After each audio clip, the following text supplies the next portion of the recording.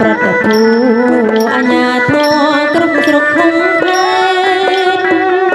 កិច្ចជាត្រូវដែរសូមបានទទួលជោគជ័យទីវា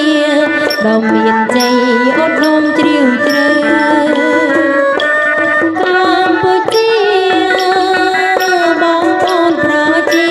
ស្វាគមន៍យ៉ាងខំក្តៅជាតិរីកចម្រើ